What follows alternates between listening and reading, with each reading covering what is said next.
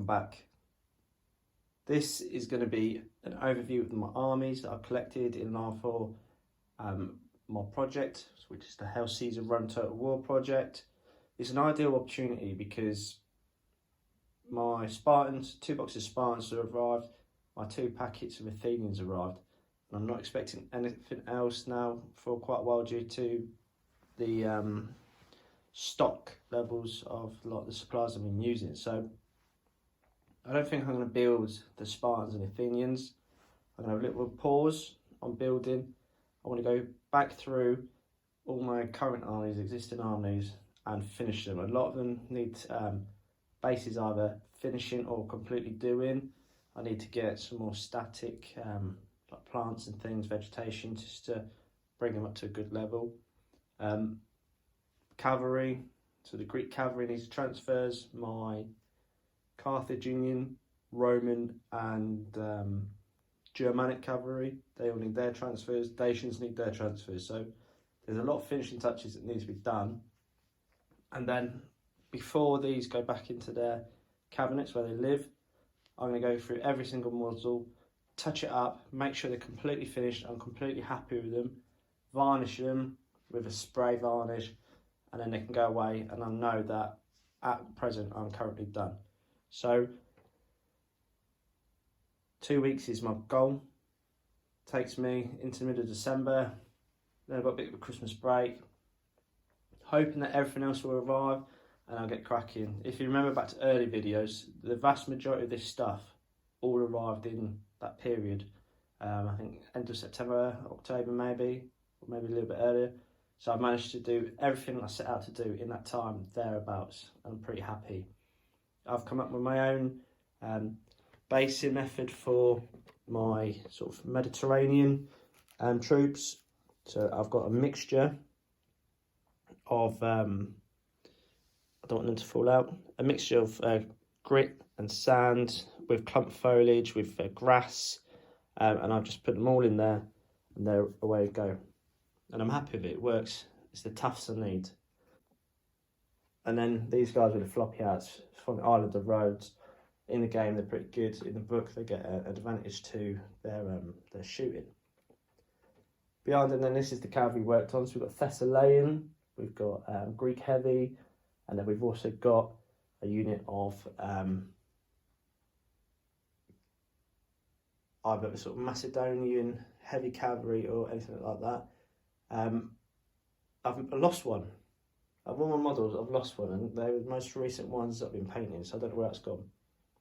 Somebody asked about the cloaks on these guys and some of the saddles, so I'll take them back over to the bench in a bit and go through that.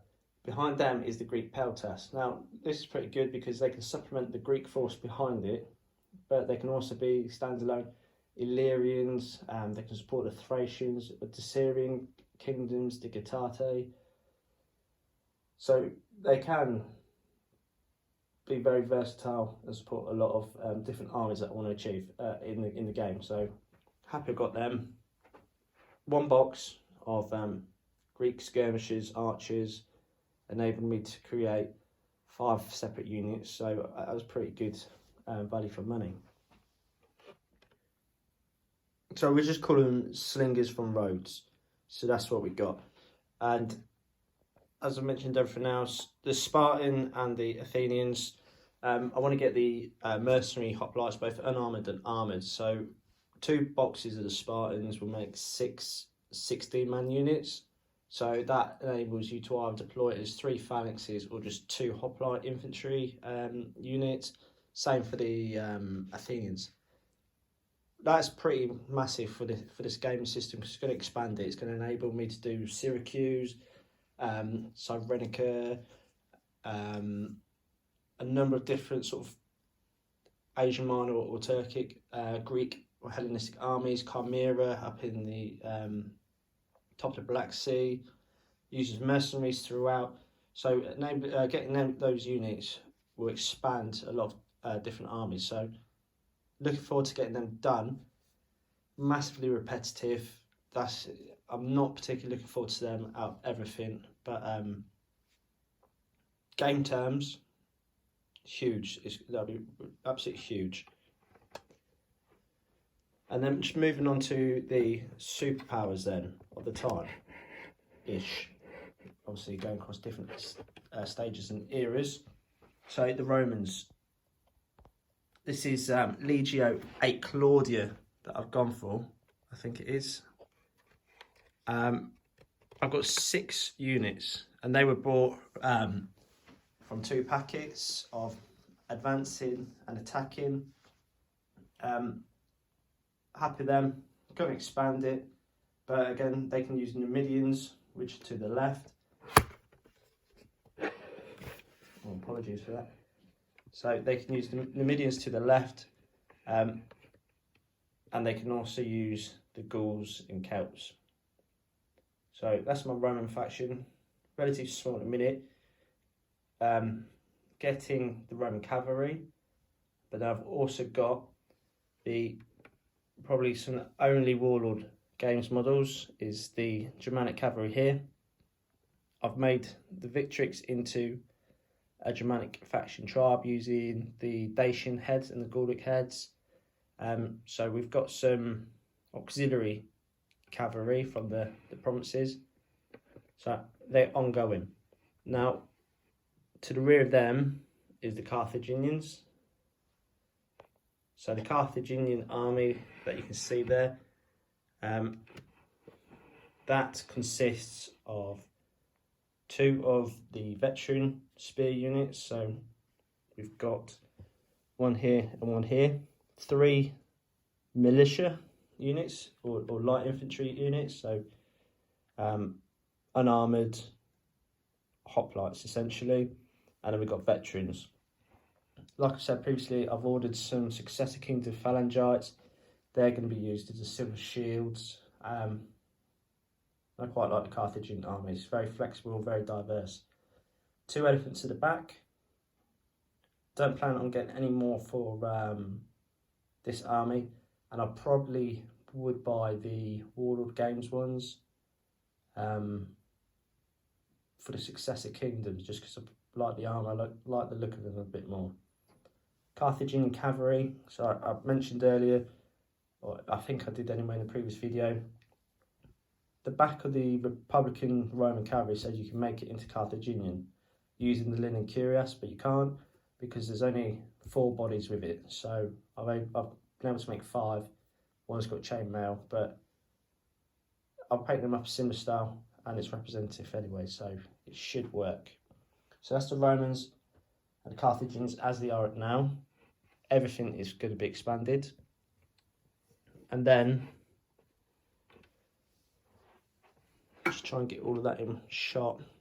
I'll do sort of like close-ups after this before I move on to my next segment of the video. So this is my Gauls. What you can see in front of you then is 6 units of sort of the medium or light infantry warbands. 1 heavy, which is like the general's unit. 2 units of Gallic cavalry, skirmishers. A couple of these figures and the slingers at the back and models there with the war dogs. They're the only Warlord Games. Everything else is Victrix. So I've made my bed and that's where I'm going to go. 2 units of Naked Fanatics and the Chariots. So now we've got Gaelic tribes. Use elements of this for the Romans, for the Carthaginians, for the Greeks, for the Spanish, Britain, Galatians, mercenaries throughout, support and supplement some of the German tribes. So if anything, I'll get more. And the fun to paint, they're all varying poses. I've got 2 units of Naked Fanatics, the 3 chariots again. I'm going to buy another packet of chariots and try and convert it into the Seleucid chariots. And then, as you can see at the back, is the current lot of Dacians. So one bag from the more expensive side of the range, but for a model count you get a lot. So I've got 3 units, like I said in my video of them, falcons, swords and spear, all sort of light warbands, and sticking to the sort of like 12-man, 13-man units, 2 units of archers, and then half the unit of the nobles. So that's the army overview. You can see my book there. battered and worn. I look at it daily almost. I've tabbed up every single army that I think I can make, and then that's what I'm working for. I'd love to meet somebody who can make banners, because ideally each faction would have their emblem on a banner that I can use as magnet, like, you know, a number of them, and every time a province is captured, their banner will go onto that province, and then it's magnetic, sits there. But the board, until I get a really good idea of how to do it better, the board's on pause at the minute. I was hoping I could get something to 3D print it into tiles, but it doesn't look like it. Right, so I'm going to do some close-ups of this, and then I'm going to move on to current state of the Dacians and the review of the contrast paints and how I've used them on my horses, and some of the details as I've been asked a couple of questions about it. So the Iberians, colourful, bright, first ever use of contrast paints. My Balearic slingers in 45 minutes. Iberian cavalry, my first attempt at Mediterranean basin, and then the javelin men, which were my test for the contrast paints. They were used and done before I realised I needed ball bearings in my pots. Numidians, going to be expanded. I want to get the little big man studio sort of exotic animal high transfers, the zebras and giraffes. Illyrians and the slings of Rhodes. A number of different Greek cavalry units. I'll probably buy that again and do it all over again. My Peltas at the back. I found these shield transfers quite tricky to get on, because the shields aren't all exactly the same, so you have to make sure you get the right transfer. Some more of the Peltasts. My start of the hoplites just as a test, and then back to the front for the Romans. So early Imperial Roman cavalry that I've used wrong again, Republican cavalry that I've used early Imperial Roman heads on. My Romans need the finishing touches, like them. Carthaginians,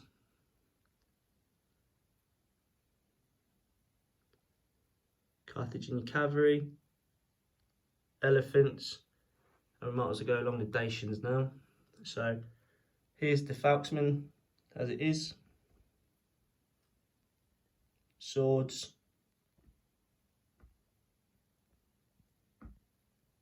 spears,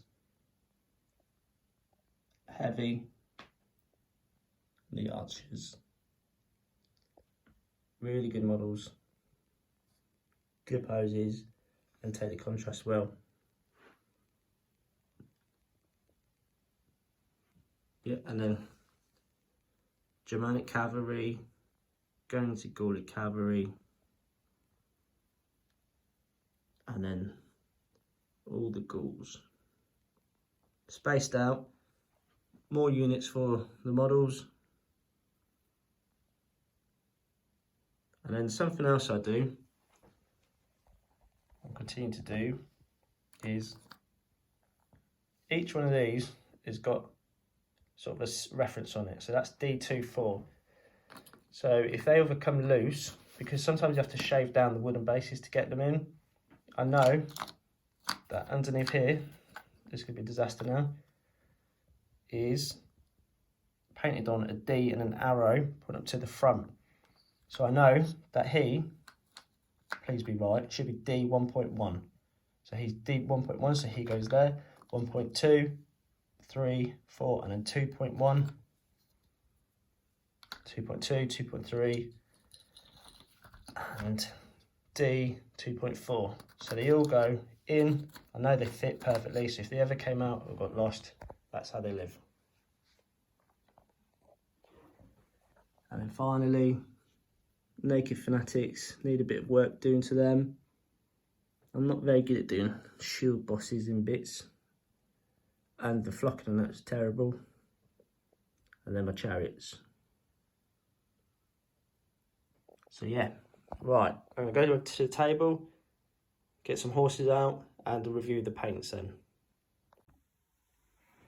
So I was asked to go into my colours that I've used for the horses and talk about the blues. So problems with contrast paints is you are kind of limited if that's what you're going to stick with. For the horses that I'm going to make into sort of part of the Seleucid Empire, I mixed in some silver, try and just brighten up and give it a sheen, which has worked. I'm happy with that. And most of them, they're all 2 coats for them, but this here, the white coat gives this blue grey, so Space Wolves grey.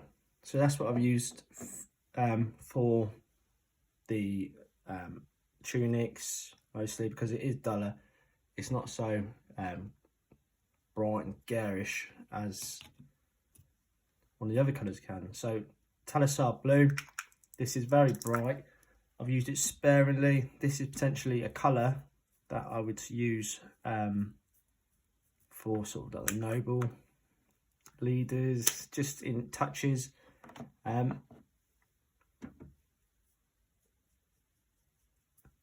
Not a fan of that so much. Griff Charger Grey, he's got a green sort of turquoise sheen to it. So this is something that I was using to try and tie some of my Greek cavalry together. I'd use it on the horse harnesses. And then finally, from sort of like the bluey green side of things, and that's Acalian green. So that's the limit of what I've got for my blues.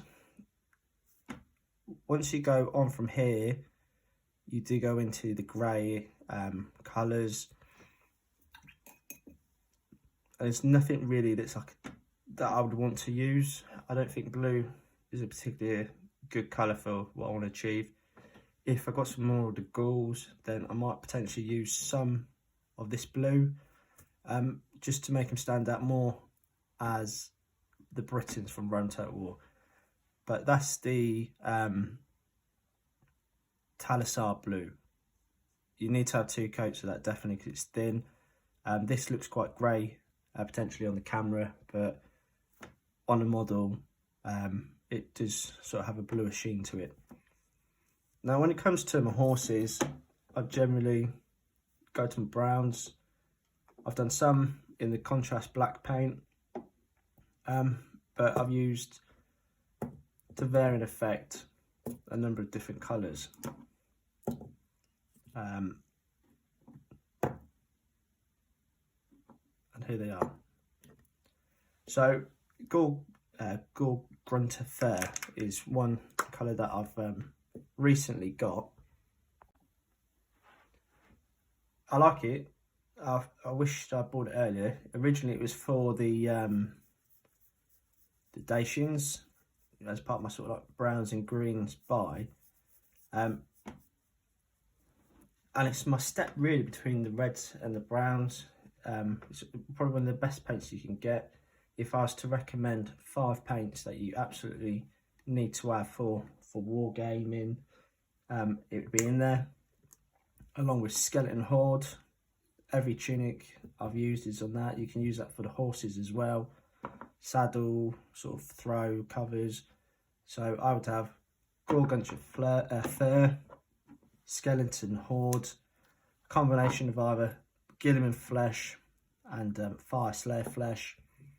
And then you're looking into like your colours that you want for your arms. So if you're Romans, you want the reds, then that's where you go to. But Snakebite Leather is another must. So they're in my top 5. On paper, it does look quite brown, but applied to a model, it does come up this sort of like orangey, dark, leathery sort of colour. And this is what I'm talking about earlier, like, because the paint does come away at times, it just shrinks away from matches. So you have to go through it all. But that's my next 2 weeks, get them all touched up. I can't remember what I was saying. But that's the Gorgon's flesh. So I've used that. Looking on there, you think, well, that could be suitable for horses, but no, it can't. It's definitely too orangey for a horse.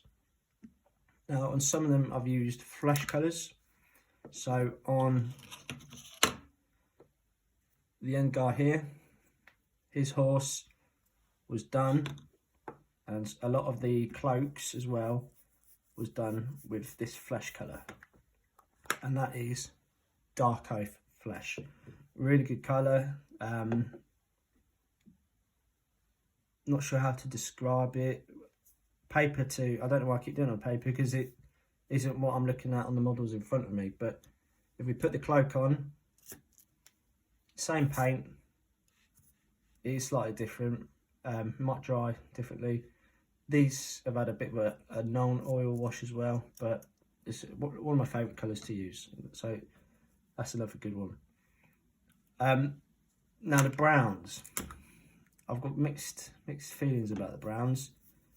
This is wildwood. Now, as long as you spread it out nicely, it does give a nice colour to it, and you can achieve sort of this effect with it here. 2 coats, it goes on quite heavy. It looks almost black in places. Is very dark brown. Ideal of horses though. But then when you come on to the next one, which is Cygor brown, it is very, very dark. I've done a few horses with this, and I have regretted it. You either need to put it on incredibly thinly, but even by spreading it, the darkness of it is really strong. Unless you've got dark horses, but if you want a mixture, then you can see from here you've got sort of 4 good different shades of brown, and then obviously with a black, that's a 5th, so you can have good diversity. Now Agaris Dunes I've used for a lot of saddles. I've used on one horse. It's a bit yellowy. I think this is darker because I haven't actually cleaned my brush out. It does give a bit of a yellow colour to it. Good for lion skins. I've used it on all my lion skins that the Romans have got. Some of the Carthaginians have given as well. It is yellower than it appears. Fire Slayer Flesh, I don't know why that's there, because I wouldn't use that. What I have used as well is my grey, which is over here. Sorry, the white, so Apothecary White. Now, when you spray paint the model white, and then you apply this, as per my Roman, it's there, but it's not very pronounced like the darker colours. So what I have done, and if I can find one, which I can, is then I've gone over it and I've given it a non-oil wash, which just helps give it definition without darkening the colour too much. So it just still appears sort of like the grey colour, and I'm quite happy with that.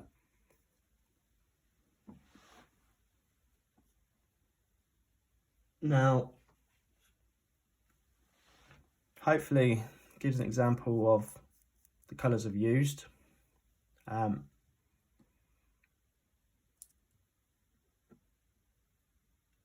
There's not, I can't remember off the website. I think I'm only missing 4 or 5 paints, and I'm sure they're more of the pink and green spectrum. So I think that's what you can get. But a combination of all them, you can have quite a diverse sort of horse unit. And I suppose the last thing you want is all 5. Well, maybe you do, I don't know. All right, anyway, that's irrelevant. You might want them all the same, you might not. If you don't, there's options. Good options, they're good results. And generally one coat for horses. And then to finish, you've seen the army overview. You've got a sort of like appreciation for where I'm at with the Dacians. You see the browns that I bought and wanted to use. That goes on really dark. And I think now they're drying, it is a true reflection of how they appear. So what I want to do is go on to the greens. So they've all had one coat. I've got 3 examples of green here. The angle is a bit off for what you want to be able to see, I suppose, but Dark Angel's green.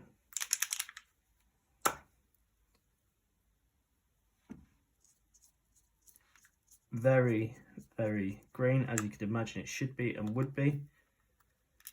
I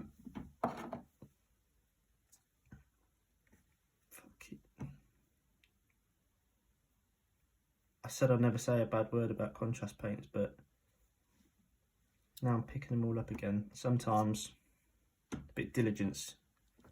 Yeah, so not bad. It is dark, it pulls, but it's a good contrast between like skin and for use, especially when I come on to doing some units that are specific for the Galatians, i.e. the chariots and that. This is what I'll be using predominantly to tie it into that faction. So that's what I'm kind of steering towards, linking in units together. Other colour I used was the Militarum green. Now this was quite interesting green. It goes on like a very olive green and belongs to this guy here. So if you can see him, it goes on. He's had one coat. I quite like that one as well.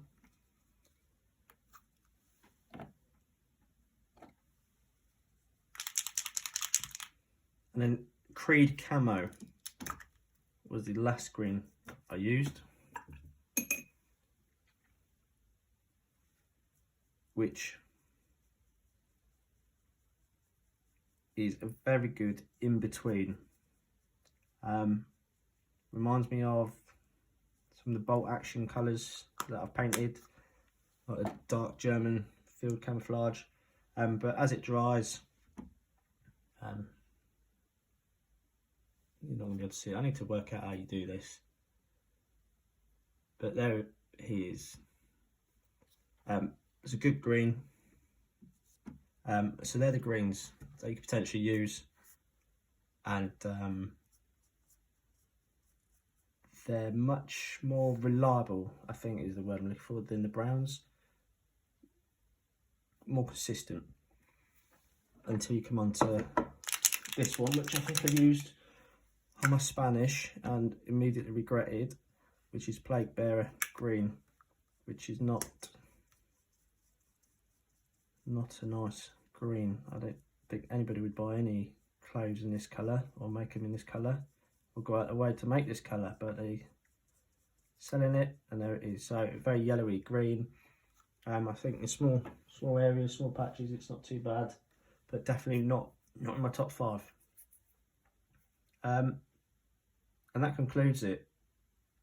So my next videos that I'm going to produce are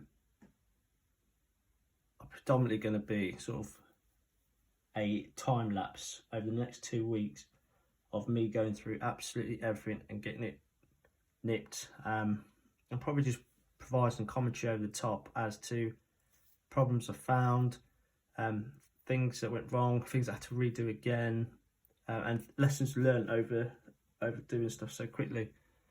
And that is it. I really appreciate the comments I've had and the interaction I've had with a few of you. I'd welcome more of that. It's really good to discover other people's channels and what they're doing and get all the advice, not only on painting and wargaming, but also on YouTube. So interact. Let me know what you think. Thanks very much, and I look forward to seeing you soon.